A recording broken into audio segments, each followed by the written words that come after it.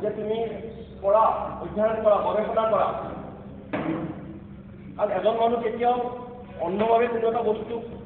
যদি কৰে সেইটো সদায় তাৰ ফল বেয়াই আহিব প্ৰথম নিজকে যদি এজন মানুহে প্ৰথম অধ্যয়ন কৰিব লাগিব জানিব লাগিব ধৰ্মৰ বিষয়ে কেনেকৈ চলিব লাগিব ধৰ্মটো কেৱল অন্ধভাৱে তাৰ ওপৰত মানি চলিলে ধৰ্মৰ ধাৰ্মিক হ'ব নোৱাৰে মানুহ এজন ধৰ্মই দিয়া উপদেশখিনি কেনেদৰে তাক পালন কৰিব লাগিব এইখিনি মানুহে জানিব লাগিব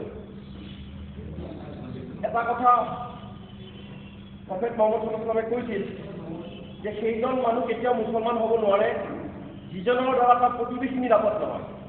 ইয়াত প্ৰতিবেশী কৈছে মুছলমান প্ৰতিবেশী বুলি কোৱা নাই প্ৰতিবেশী নিৰাপদ নহয় সেইজন কেতিয়াও মুছলমান হ'ব নোৱাৰে তেওঁ নিজকে মুছলমান বুলি দাবী কৰিব নোৱাৰে কাৰণ তাৰ দ্বাৰা প্ৰতিবেশী নিৰাপদ নহয় প্ৰতিবেশীৰ প্ৰতি এজন মুছলমানৰ দায়িত্ব আছে সেই প্ৰতিবেশীক সম্পূৰ্ণভাৱে সুৰক্ষা দিয়া তেওঁৰ দুখ কষ্টত ভাগ লোৱা তেতিয়াই তেওঁ প্ৰকৃত মুছলমান হ'ব পাৰিব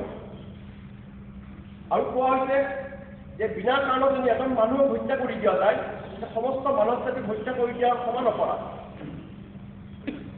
আৰু কিছু ঘটনা আহি যায় আমাৰ কেতিয়াবা এনেকুৱা এটা পৰিস্থিতি আহি যায় খবৰটো আমাক কৈছে তেওঁলোকে জাষ্টিফাই কৰা তাৰ লগত কোনো ডিচিশ্যন নল'বা আৰু প্ৰতিশোধটো একেবাৰে ইছলামত বাধা দিয়া হৈছে কোনো অৱস্থাতে প্ৰতিশোধ নল'বা হজৰত মহম্মদ যেতিয়া মক্কা বিজয় কৰিছিল মক্কাত যিসকলে হজৰত মহম্মদক কষ্ট দিছিল অমানসিকভাৱে যাতনা দিছিল আৰু মক্কা বিজয়ৰ সময়ত যিসকলে ভয় কৰিছিল যে আজি আমাৰ আৰু নিৰাপদ আজি আমি নিৰাপদ নহয় আজি আমাক কি কৰা হ'ব হত্যা কৰা হ'ব প্ৰতিশোধ ল'ব হ'ব তাৰপিছত হজৰত মহম্মদে কৈছিল যে আজি কোনো প্ৰতিশোধ লোৱা নহ'ব আজি কাৰোবাৰ কোনো মানে দাবী কৰা নহ'ব সকলোৱে আজি ইয়াত শান্তিৰে থাকিব পাৰিব হজৰত মহম্মদৰ খুৰাইকেইজনক অমানসিকভাৱে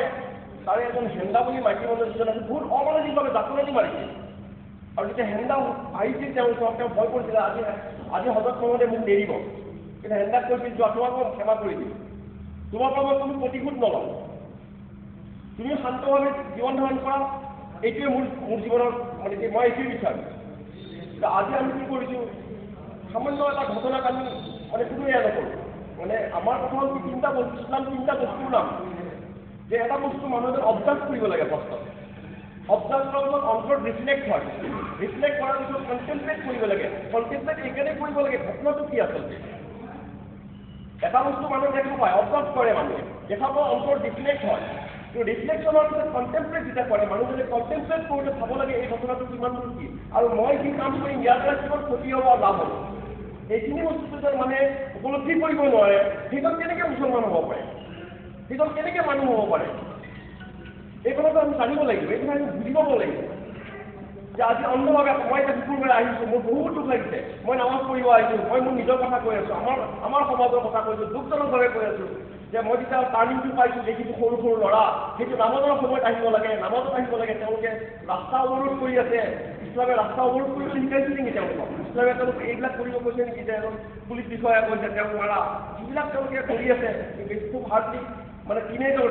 যিবিলাক টিনেজ দেখিছোঁ তেওঁ টিনেজৰে এইবিলাকে এই পথ অৱৰোধ কৰিছে মানুহৰ লগত কাজিয়া কৰিছে এইখিনি তেওঁলোকৰ এইকাৰণেই হৈছে যে তেওঁলোকৰ মাজত কোনো ইছলামিক জ্ঞানো নাই সম্পূৰ্ণ তেওঁলোক অজ্ঞতাৰ ইয়াত কৰি আছে আৰু দুই এজন মানে সমাজত কোনো স্বাৰ্থ মানে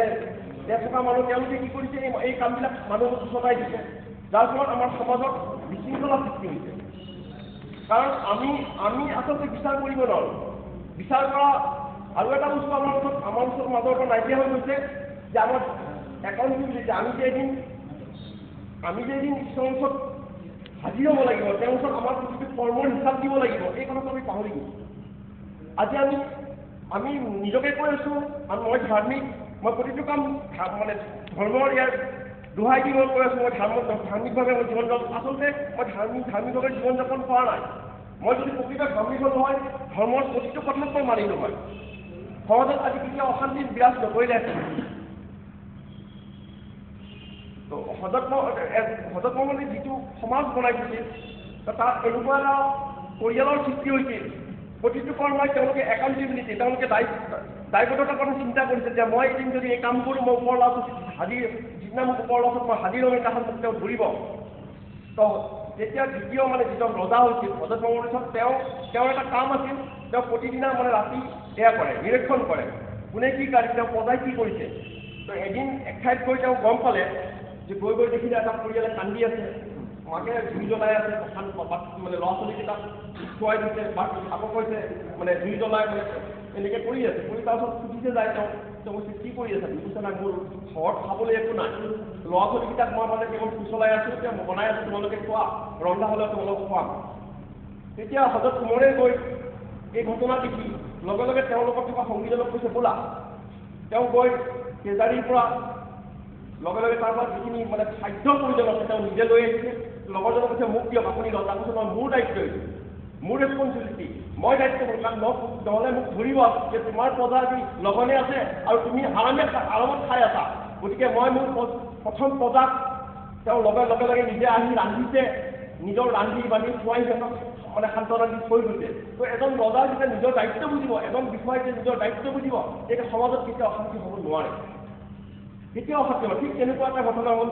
তেওঁ আকৌ এদিন গৈ এটা ঘৰ পালে, মাক আৰু জীয়েকে আলোচনা কৰিছে। মাকে কৈছে মা তুমি এটা কাম কৰা, গাখীৰত পানী মিলাই দিয়াচোন, গাখীৰত পানী মিলালে